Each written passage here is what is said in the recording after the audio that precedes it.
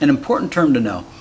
And I haven't heard it used that often, but it used to be used a lot in the 80s and 90s when a lot of the technology was still coming out before it was called disruptive technology. The phrase they say is, oh, yeah, no, we could do that, but it's not economically viable. Oh, yeah, no, abundant energy, that's not economically viable. Oh, the replicator, that's not economically viable. Advanced 3D printers, that's not economically viable. Basically, they're saying if they can't commoditize it or make it scarce, then it can't happen. And a key part to know is that for the last 100 years, they've been removing all of the abundance that nature provides. And so to the point now where they're turning abundant seeds that happen by trees and plants, they're making them sterile so that they only last a single generation. Because natural plants and natural trees that constantly sprout out seeds that anybody could get, it's too much abundance. And so they have to commoditize every square inch of earth so that they can meter every single aspect of your life. I don't care how much of a capitalist you think you are, there's no way that that's working out for you, is to have every square inch, including the air itself, commoditized and metered. Stephen Greer says that J.P. Morgan said about Nikola Tesla's Wardenclyffe Tower, if I can't meter it, I don't want it. So instead of having wireless electricity, which I don't know the safety of it, they put electric poles across the whole entire country. Think about how much copper that wasted, how much trees for the poles that made that. Now, it created a ton of jobs, oh boy, but is there a more efficient way? In addition to that, why do we have central power plants? Can't we decentralize that each home can be its own power generator?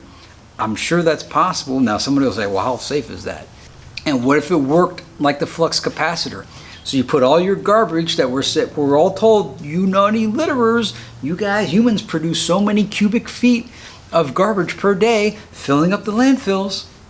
Okay, well, what if there was a flux capacitor, like in Back to the Future, and all your garbage that you make, you put it into the flux capacitor, and that's what powers your house. Now, that's simplistic, but the concept is there. But that's too much abundance. How can they meter you if you can be self-sufficient, independent, producing your own energy without a meter? The goals, the solution is to break free from all of the meters, every meter that's in your life, and there's so many that you don't even realize. This is the beginning of my solutions series, but first we need to discuss some of the problems, the underlying problems that are the big picture, the root cause analysis, because through this root cause, once we undo it, that's when the better world happens.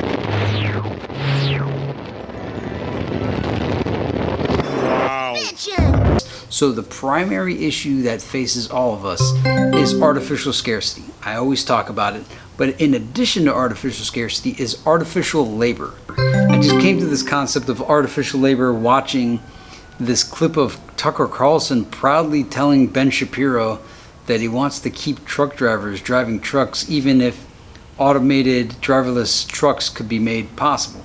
Would you, Tucker Carlson, be in favor of restrictions on the ability of trucking companies to use this sort of technology specifically to, sort of artificially maintain the number of jobs that are available in the trucking industry? Are you joking? In a second. In a second. In other words, if I were president, when I say to DOT, to Department of Transportation, we're not letting driverless trucks on the road, period. Why? Really simple. Driving for a living is the single most common job for high school educated men in this country, in all 50 states. By the way, that's the same group whose wages have gone down by 11% over the past 30 years. The social cost of eliminating their jobs in a 10-year span, 5-year span, 30-year span is so high that it's not sustainable. So the greater good is protecting your citizen. And this is a major break that I have with the Republican Party and the conservatives. They seem to pride themselves on hard work. Work hard just for the sake of working hard as a virtue. I'm for working hard for a purpose towards a common goal, but not just to work yourself to death just to say, I'm working hard for the man. Work smart. But I'm kind of along the same lines with Lauren Southern, where it's like, hey, as you all know, conservatives love working. In fact, we are the party of jobs. We're the party of work. We are the party of pull yourself up by your gosh darn bootstraps, you lazy hippie communist, and get to the coal mines if you want to eat. I consider myself a conservative, even if others don't, and I fully reject this approach, certainly in this modern economy. And I'm tired of seeing conservatives ceding so much ground to the left when it comes to social perception of which party stands with and understands the average worker. Because right now, it feels like no one does. especially if we don't have to work, and all of this technology has been invented over the last 100 years to improve productivity, but yet it has not reduced the amount of work that we have to do, the amount of time that we have to put in on the average work week.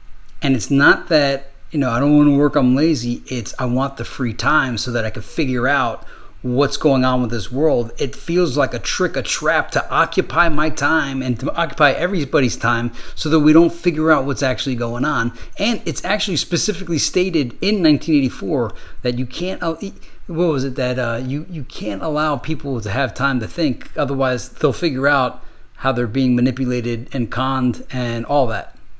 And so I just want my time so I can not just figure out the con job, but I want to figure out how nature works, how the world works. Not the world works as in far as like the economic systems, but how the actual matter, atoms, energy, nature, all that stuff, mathematics and the sciences and the engineering and all that. So Tucker is promoting the idea of continuing to use human drivers when driverless cars exist. Now, we're not talking about driverless cars as you being, and I understand why people want to still drive their car. But when it comes to transporting products and goods and whatever, at a minimum, even if we don't have driverless cars, I wish there was a truck lane for the trucks to travel independently of all the other cars. I think they'd appreciate it, and I think the passenger cars would appreciate it. So there's solution number one, is have a truck lane. If we're still going to drive vehicles, at least have a truck lane for the truck drivers and then the rest of the streets for the passenger cars. But if they don't need to drive trucks anymore, and if that could be automated, because watch what happens. Once you automate the cars, and you might think, oh, John, yeah, sure, you're not a truck driver. Let's just put all the truck drivers out of business. Yeah, no, I know, I get that. I often tell people, a lot of people throughout my life, even back when I was in school, they wanted me to run for office. And I used to tell people, listen, you really don't want me to run for office because everybody will be out of a job due to my policies. And my policies are to eliminate artificial scarcity. So now you're saying, all right, well, okay, John, if nobody has a job, how can they pay their bills? And that's the part of the UBI that gets distorted. Andrew Yang with the Universal Basic Income, the right is vehemently against it, and their reasons I agree with. However, I think Andrew Yang saw what I see, and that's like there's really no reason for labor. And so then the argument is, well, if you become dependent on UBI, then they own the rest of your life because you're dependent on their UBI and they could just turn it off if they don't like you. Well, the thing is, you're already dependent on them to keep the illusion of needing labor. And if they ever decide that, or if you do something they don't like, they could fire you, or they could altogether just end industries. Especially in the case of the trucking, if you see that automated trucks are on the horizon or that they could exist, and you haven't made contingencies, it's like, all right, but on the UBI angle, you're already, and you have no idea, we all still have our jobs out of, I used to call it mercy, but I think it's that they haven't figured out what to do with everybody, because they can't have all of us living our lives as we see fit on our own schedules, doing what we want to do.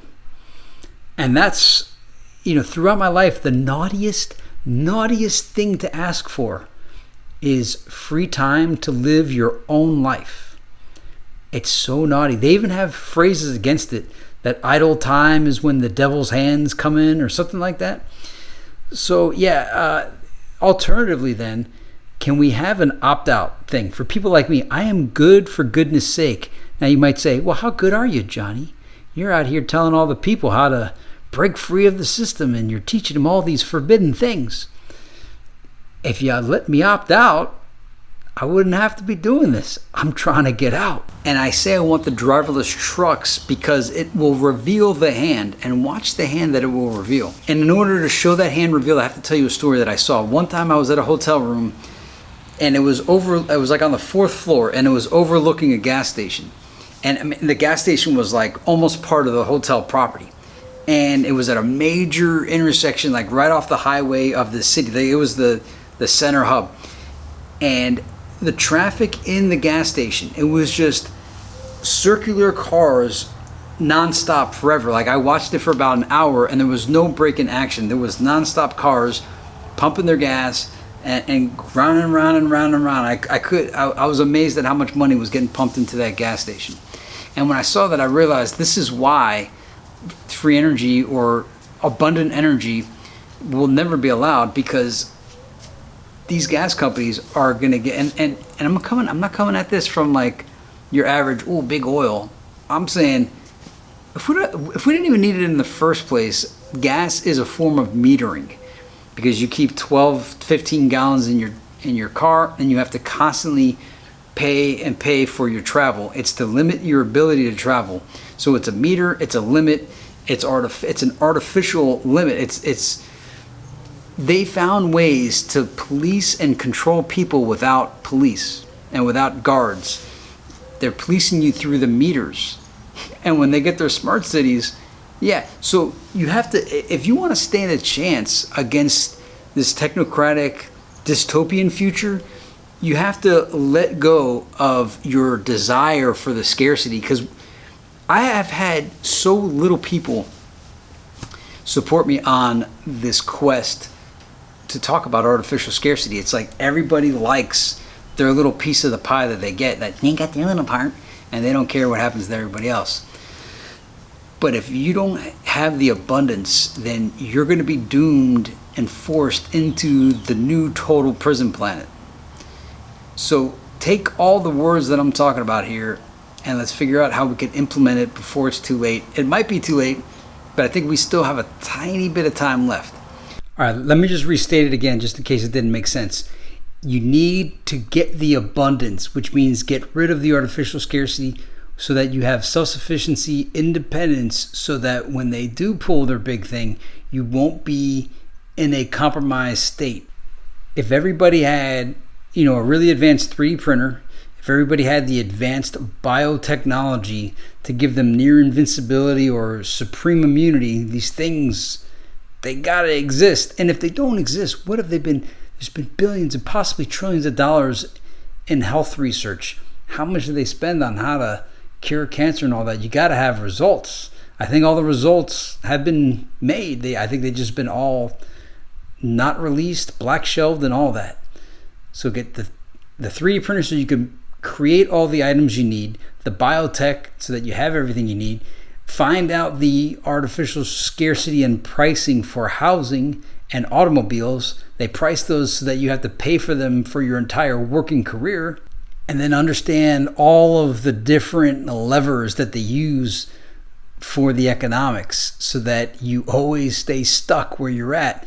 Think of all the billing cycles. Think of all the taxes. Think of how you never really get to own anything. How you're constantly on that hamster wheel. How they got everybody policing themselves through the meters and not realizing all the invisible methods of control and confinement and the waste of the time of your life and your health. So what do we need? We need the ability to have the goods that we need, the shelter that we need, pretty much, and the health that we need, and a safety net that doesn't burden the rest of society. And a safety net is simply, once people understand the artificial scarcity of prices and the artificial scarcity of the money that you earn, everyone is held to these just above poverty standards or the middle class, whatever standards they are, so that they can be taken away if you don't go along, so that the rug can be pulled on you at all time. Instead of making everybody vulnerable, I want to make everybody invincible. Kings, independent, self-sovereigns, so that nothing could be taken from you, but also I want everybody to be invincible, so that you can't take anything from anybody else as well. If everybody had complete invincibility and unlimited resources, what can you do? What can you do to someone? Through the invincibility is how we create actual equality or meritocracy, or whatever good word you want to use to create the better world. It's when you can't take from someone else. It's when you can't harm someone else, but the controls are in place so that you can't harm someone else. And that is by making everyone invincible, independent, self-sufficient, and sovereign. So now, seeing those cars go in and out of that gas station, I realized this is why they want us driving to work all the time. Because back in 2002, when I was working broadcasting metropolitan organization meetings, which was about traffic and highway systems, the guy I was working with, who was an engineer, he said, instead of adding an extra lane to I-95, take that same amount of money, which was like 60 million, I forgot how, it was a lot of money back then. If you take that same money and lay fiber optic cable, then everybody can work from home. The majority of people could work from home, and that would solve your traffic problem. And we started looking around the building. It was the government center, and we're looking at people like, does this person need to be in here? Could this person do it? If they had a high-speed internet, could they do this job from their house? And obviously now you live in 2023, and you went through COVID, and you saw that, in fact, people could work from home if they were allowed to. But the bigger question is, do they even need to work? Think about the lines like, I'm creating job security, or, oh yeah, that person's doing that because he's got to justify his job. If we're doing that just to occupy people, why are we wasting everybody's life? If you really think about all the jobs, 90% of them can be just eliminated and nothing else. Well, think about COVID. Think about during 2020. The world kept going with, what do they call it? Essential workforce. So obviously we don't need all these workers. And I'm not saying it as like, well, let's just kill them all or put them into poverty or make them starve to death. No. I'm saying we are in a video game. We are in a theme park. Earth is a theme park. We should all be having a wonderful touristy time playing in the theme park instead of working fake jobs for fake money, wasting our time doing things we don't really want to be doing. And unless you're like the few people that actually love their job, the majority of people I've encountered don't. The majority of people, if they didn't have to do it, they wouldn't go. And so in a way, it is compulsory employment. It's just they found a way to make it so it doesn't seem like slavery. Now, again, yes, we are in the USA, and it is the best plantation of them all. But why all this artificiality? Why are we wasting people's lives? We live in the future. How far along does the tech have to go before we can just let it all go to automation and go on the lifetime, all expenses paid vacation? Seriously. It sounds preposterous to say, but this shouldn't be a prison planet, and this shouldn't be a labor planet. This should be a tons of fun planet of people going on their own spiritual discovery in the RPG. And yes, in the video games, with like Second Life, they saw how people would behave if they were just given total free time. So let's set it up so that everyone has a great time and everyone allows everybody else to have a great time. The 2 rules of liberty is don't infringe on someone else's liberty. I guess it's the 1 rule of liberty. Don't infringe on someone else's liberty. Hey, just in case you think this can't exist, I remember seeing this video. It was a National Geographic type video. It was about these lizards that lived on this island that the lizards completely dominated the island, and I think they ate plants or something. And the island just consisted of these lizards. And these lizards lived in the lizard utopia. And this is in real life. This is on Earth. This is on Earth. And it was lizards. The lizards would sunbathe all day on the beach because it's an island, so the whole thing is a beach. They would enjoy their sun because lizards love sun. And then they would all engage in lizard intercourse in the afternoon or in the evening. They'd eat their little leaves and eat their bugs and all the stuff that lizards eat. And then they'd do it again the next day, and all those lizards lived happily ever after. It didn't look like they need any lizard police. None of the lizards looked like they were bullying the other lizards. The lizards were living happily ever after on this island being lizards. Now, aren't we human beings a little bit better than the lizards? I mean, those lizards look pretty advanced with how well they govern themselves on their nice little island. But we got thumbs, we got tech, we have rave parties, we have theme parks, we have spaceships. So I think we could reproduce what those lizards did. Why are we going to let the lizards have all the fun? Or iguanas. Maybe they were iguanas. I think they were iguanas. They were like a mix between an iguana and a lizard. A lizard is an iguana is a lizard.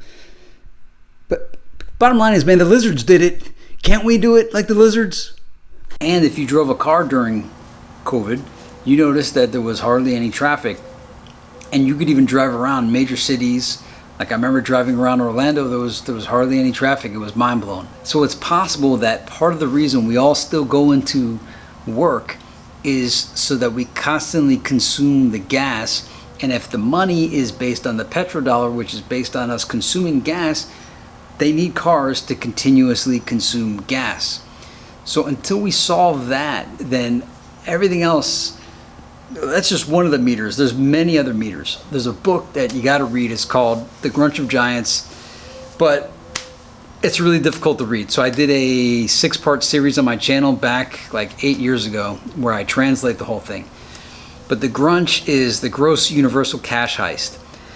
And it's discussing how they have the invisible know-how, which means they know, like for instance, computer networks, wireless, all the natural phenomena, electromagnetics, magnetism, all the things that you can't see but are powerful things. They know how it all works, but you don't.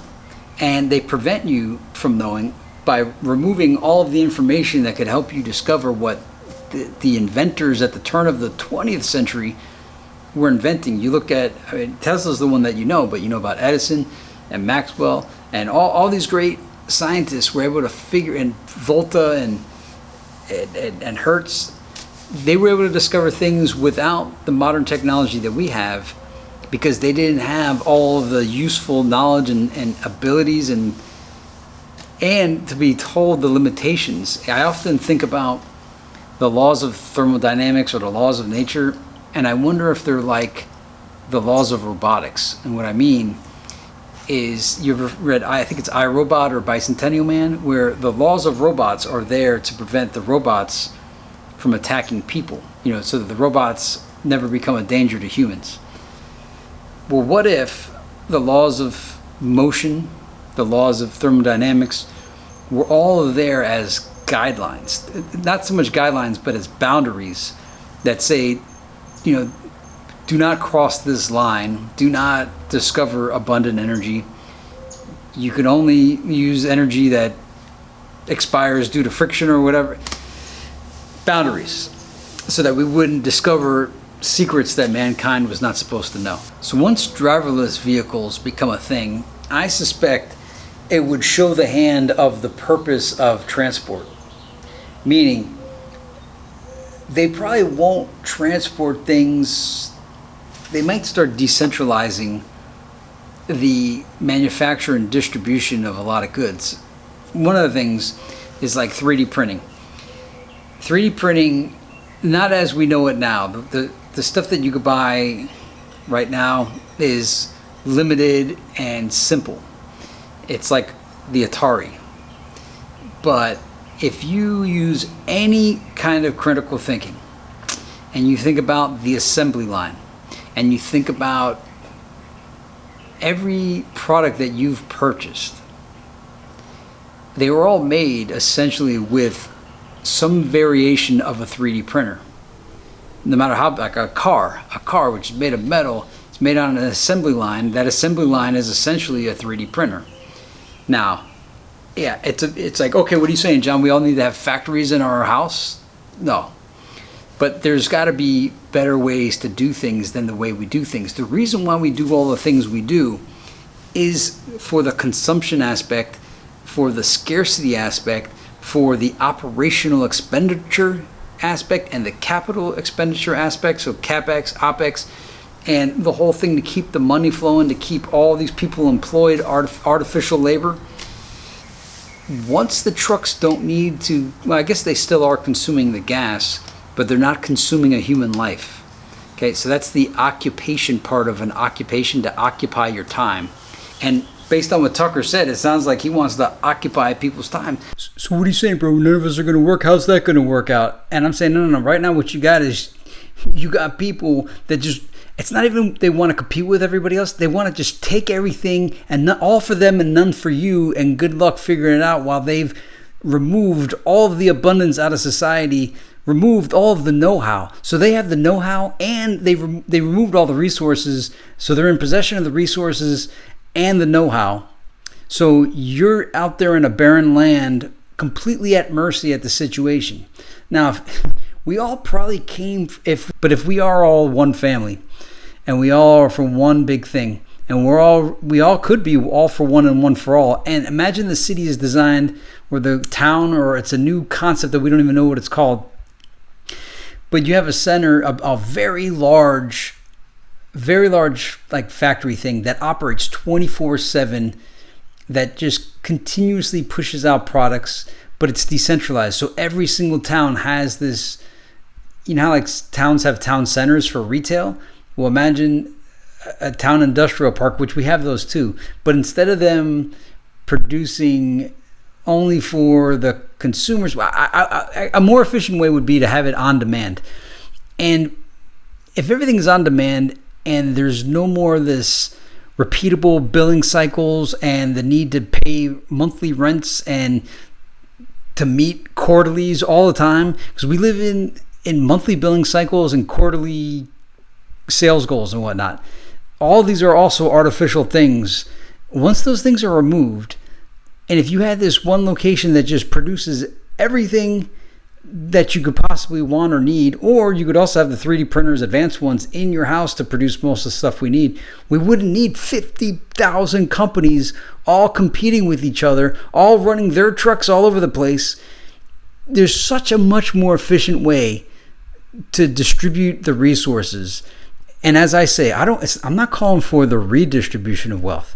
I'm calling for the distribution of wealth on demand, perpetually, like visiting a website.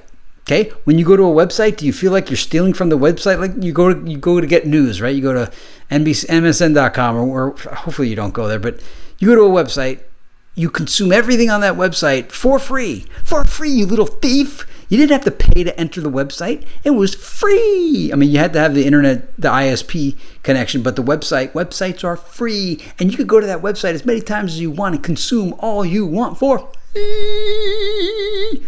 Okay? So that's what I'm talking about, is take that model and turn that into everything. There is a way to do it. They've hidden it from you.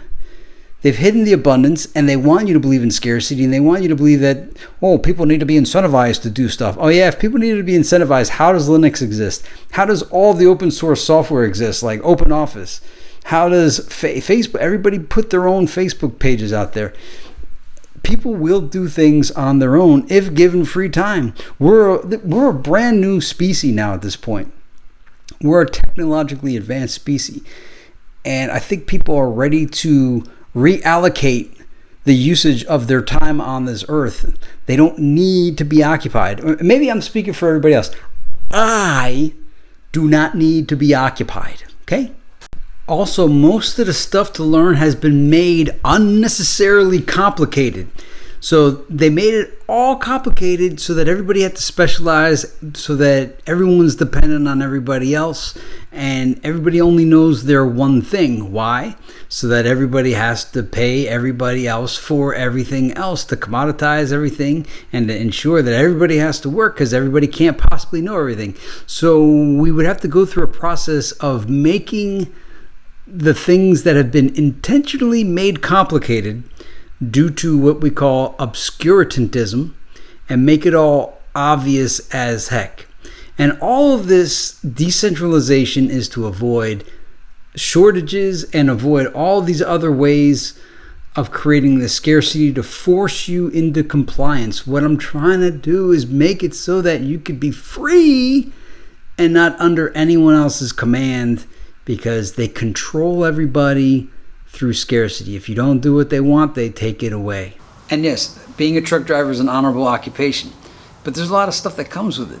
Think about it, 16 hour, 12, I guess now there's like OSHA regulations, but you're driving 8, 12, 16 hours a day, sitting down for 8 to 12 to 16 hours a day like this. So you're gonna get lower back pain, who knows what kind of stuff on your organs is gonna happen. Imagine the food you're consuming, the exhaust you're inhaling. So there's a lot of health issues that are gonna come with that, but these guys are tough guys and they chose that.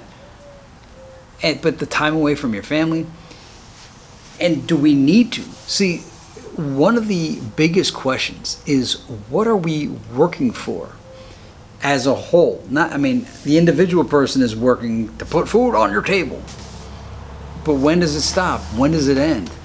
And why? When we have, Buckminster Fuller said in The Grunch of Giants that the technology existed in 1981 to feed 11 billion people. And he said, when it comes to world hunger, he said, please do not blame science or scientists or technology, because the technology exists to feed 11 billion people and the distribution methods are there.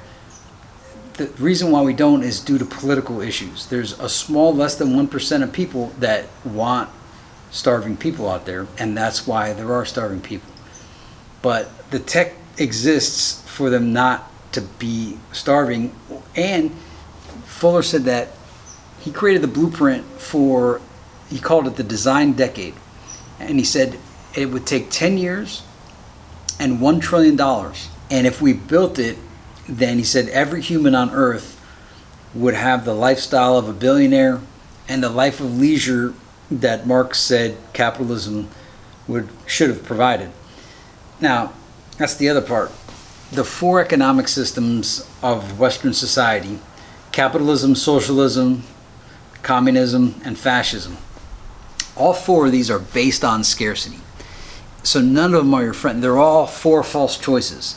And the term economics means the distribution of scarce goods at a given price. If goods were no longer scarce, let's just picture this. Once abundant energy becomes known, because I believe it exists already, obviously it exists if you just use critical thinking and look at the earth itself, the earth has so much energy in operation. The wind, the water, the air itself, the air pressure, there's so many, the geothermal, the solar power, there's so many different ways that energy is happening, the telluric currents, the atmospheric energy, all those things. And yet we're burning gas because that's how the economic system works. And all the while, you're told that you're a bad person because you're emitting carbon, when the only car you could afford is a gas car. My assumption on why marijuana is illegal is because it's way too abundant and anybody could grow it, and then that would eat into the profits of the other alternatives that are commoditized and regulated. Making everything a secret, trade secrets. Now, yes, companies should have their secrets, but for how long? How long should a corporation or a company be able to have the know-how exclusively and not allow anybody else to know how to do something? Part of the reason I say it is, think about the lockdowns when there were shortages of products. Now imagine if the production of a lot of products was decentralized, or if everybody knew how to do it, or if we had advanced 3D printers, shortages wouldn't happen because of a break in the supply chain, which I think all the shortages are artificial anyway, because if there was a free market, goods flow to where it's needed, especially if the prices are going up because the demand is there and not enough supply. So I think shortages are artificial, or if you only have 1 or 2 producers doing something, then you could have shortages, you could have artificial shortages, and that's how you can control people. So the production of things needs to be decentralized, and it needs to be made available. Not only that, we were talking about the electric power plants, and that there's a centralized power plant, but every house should be their own power plant. Well, none of us know how electricity works. They do. And not only that, they even seem that I'm seeing solar panels all on the highway. So they're collecting free energy and then charging you for the free energy from the sun. So yeah, we need decentralized power, but we also need the disclosure of the invisible know-how, because there's people that have the knowledge of the invisible know-how, and they've removed most of the ability for us to ever discover or even conceive these things. How do I know? Well, one of the terms I learned in media training was selective exposure, and that was that we would only selectively expose the audience to a real narrow version of reality. We got the blinders on them. We're only going to show them what we want them to see, and we're going to omit things that would cause them to naturally, eventually conceive of an idea. All that's been removed. All the abundance from the areas have been removed. All the food growing naturally. You notice you never see food growing naturally anywhere? And it's because it's all been removed, because it has to be commoditized and scarce. It had to be made scarce. Remove the abundance, increase the scarcity. That's why all of the problems are here. If you think about every problem, the root cause is artificial scarcity on everything. If you break it down, it all goes to that. And the scarcity is not even real. They've removed the abundance. You know, I often wonder if the robotic lawnmower has been prevented because so many lawnmowers use gas and so many people are employed to cut lawns. And not only that, I guess it gives people access to your property if you're paying a lawn mowing company, so they could, if you needed spies, you could input them into the grass cutting crews. And yeah, the fact that we don't have robotic lawn maintenance tells you that there's a reason. So I'm just going to read off my notes here. Commoditization of seeds in nature. End all economic systems with abundance. They have to make nature scarce. So we were talking about that earlier. Artificial labor, keeping truck drivers and other people. And they say as well, if we don't have jobs, then what do they need us for? Well, why is there they that need us? Why can't we just live with all the technology that we should be living with? I know you're thinking, well, how do we pay for things? How would you just going to confiscate everybody's inventions? And it's like, no, but the entire paradigm that we live under is under scarcity mindset and reinforcement, monthly billing cycles, quarterly cycles of having to hit quarterly goals, and the investors want their 3% at all time, forever and ever. The investors are always more important than you, the worker that actually produces it. And the investors must be met, but not the workers. So you just got to, it's not even a reversal of it, it's a removal of this entirety. And okay, how's this? All decisions should be made, how can we widely distribute the most amount of goods and services for free or for the most efficient way possible? How can we, okay, let's not even say it like that, because you could poke holes in that. How can we provide the maximum abundance with the least amount of effort? And not in the way that capitalism does it, where it's how can you manufacture a good or a service with the lowest cost materials possible and still make a profit. And I'm not anti-profit and all that, but if they really let the tech out that exists and really let the science and math be known that has been discovered, the whole scarcity, because it doesn't matter if it's capitalism or communism or socialism or fascism, they withhold resources and access to resources to control the population. I used to watch the county commission meetings where they would engineer human behavior by creating taxes or fines, or like areas that you could be fined if you do fines for things they don't want you to do. Now, how do you govern people? Who gets to get access to the land? Yeah, I know that is but I think if the abundance energy system was made available, then everybody could spread out and it won't be a land grab. Let me just clear it up real quick, because you're thinking, okay, well, how does the work get done? It gets done by robots and automation. And I know you're thinking, oh, that's dystopian, that's crazy. And it's no, not the version that you're gonna get if things go without anything changing.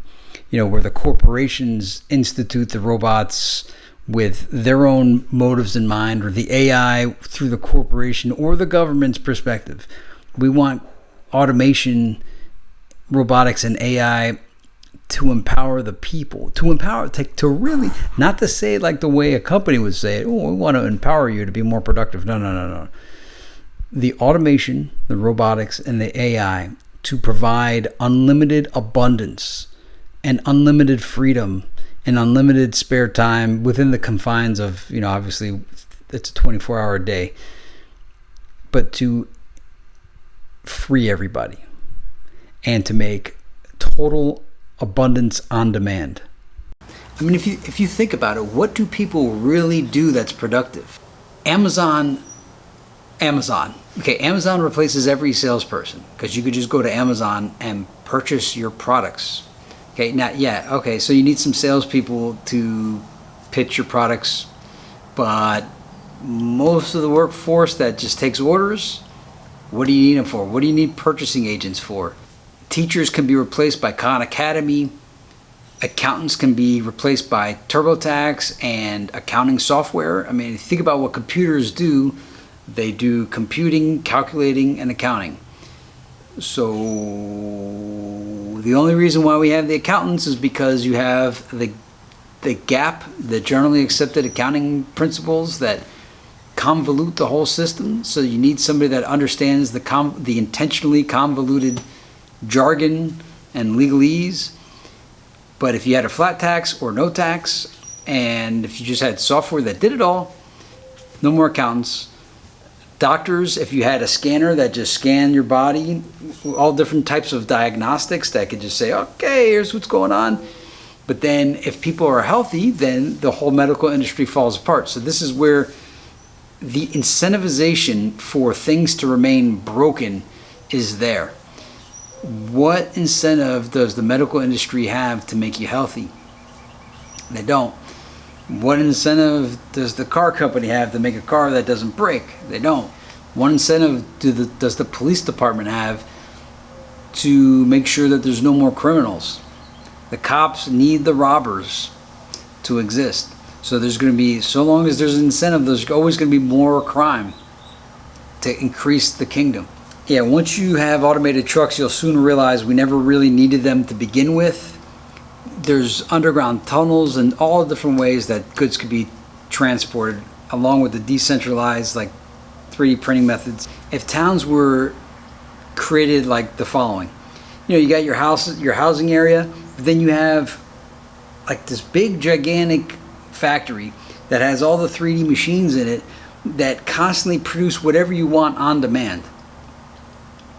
You could have every kind of machinery in there, but the way it is now is you have a gazillion little factories that all have the same parts in it, or similar parts, instead of just one efficient place that just produces everything you would want and then distribute it. And maybe even instead of us driving places, there could be a different distribution network. That's a whole other video. The gas station watching the cars constantly fill up, everyone going into the offices and driving all the time when they don't need to, the truck lane for automated trucks, but then realize we could have decentralized abundance. I really think all of our cars and trucks are there to just, really the purpose is to burn gas and to waste time and to have the need for cars and the need for cars to wear down, to just keep the whole economy chugging, when it's like, why?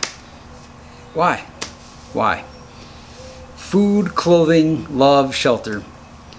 Food can be provided for 11 billion. Shelter can be, housing is intentionally kept scarce. The fact that there's homeless people in America is preposterous.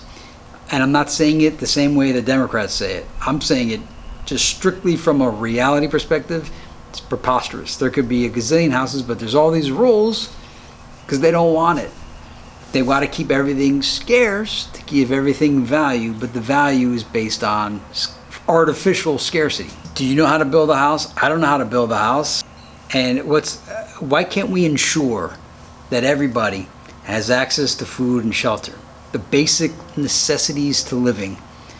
At this point in 2023, everybody should have access to that. And I call it like the freemium model. You know, like you get the iPhone and then you could download an app, but there's in-app purchases.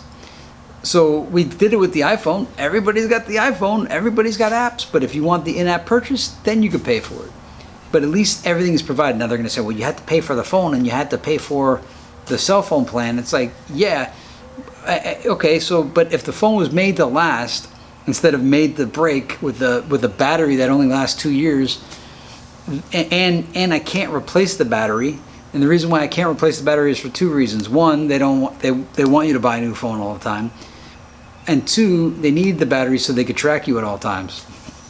So that it always stays on. So it's always listening to say, hey Siri. See? Mm-hmm. Yeah. Are you always listening to me?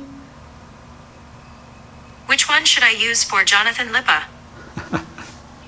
People keep the know-how of self-sufficiency hidden from everyone else, and then prevent the people from discovering the secrets of self-sufficiency. And the wealthy don't reveal the tax tricks that they use, or the business tricks that they use, or the business models that they use, and how they shift everything. It's like you have to hire somebody that you can't afford to tell you something that should be made available to know how by all, and shown step by step, like, hey, do this step by step. But all those steps are there in an artificial system in the first place, and none of that should even exist anyway. The invisible know-how. Electromagnetics is all around us. Energy is all around us. Atmospheric energy is all around us. Each day, the U.S. per capita energy consumption includes 2.5 gallons of oil, 8.86 pounds of coal, 256 cubic feet of natural gas. Residential daily consumption of electricity is 12 kilowatt hours per person. In 2021, the total U.S. energy consumption decreased. Okay. They limit what you know to maintain the scarcity. There's things that I actually try to find out on my own, just in case you're saying, like, why don't you go try to figure it out? There's a lot of things that I try to figure out, and there's so many barriers, or so much jargon, or so much like extra cloaked, cryptic stuff to prevent me from easily figuring something out. So they limit what you know to maintain the scarcity. We should have decentralized power generation. Everyone can host a web server out of their house. Oh yeah, another form of scarcity is web hosting. If it was made abundant, everybody could host a web server out of their house. But we're all led to believe that we gotta pay for hosting and pay for a DNS entry when it's not the case. And same with iTunes. We used to download MP3s, but then iTunes kept you in their ecosystem and made you believe that you had to buy them. What about those poor musicians? Well, if you want to buy from them, buy from them. But if you don't, water. Okay, we live on the water planet, yet there's people that go thirsty.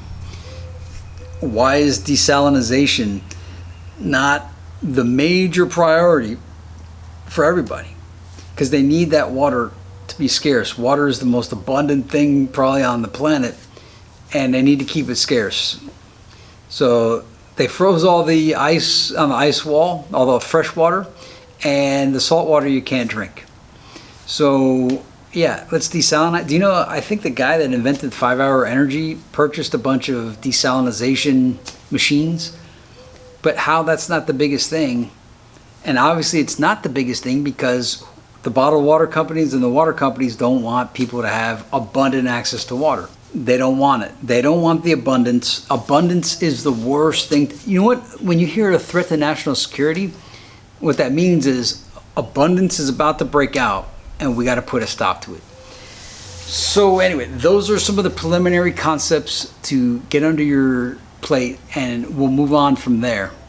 Let me know what you guys think of some things that are artificially scarce and how we can move towards abundance by breaking down all of these meters. Open source engineer everything, OSEE. And not only that, the best way, I seen it was like an Indian guy. He said, yeah, I have the solution. If we just trained everybody to be engineers, we could solve every technical problem in the world. But we train people to be morons and consumers. All these problems are artificial. The abundance is abundantly clear. And you're made to believe in artificial scarcity. You've seen abundance your whole life when you go to the store, and the trick they played on your mind is the scarcity was in your pocket, in your wallet, with the money. One more topic I want you to know about is the basket of goods. The basket of goods is this vague thing for the consumer price index or inflation. And so in school they said, oh yeah, the basket of goods keeps everything in balance. Because, you know, if something should go up in price, then something else will go down in price to keep everything balanced. And so economics is the study of the levers of society to keep everything, just in case abundance should break out here, we could raise the price of this here so that the people never gain anything. And then if you think about salaries, they're all basically fixed prices all across the board. Oh yeah, a few people, you know, they're business owners or they figured out a way to have a capless ability to make money. But the majority of people are capped. And once you have everybody making one amount of money, you can keep everything just out of reach to keep everything exactly the way it is. It's like the caste system, but an invisible version of it. So there's the illusion of social mobility, but you can never get there because the levers will always balance it out. May the force be with you. See you next time.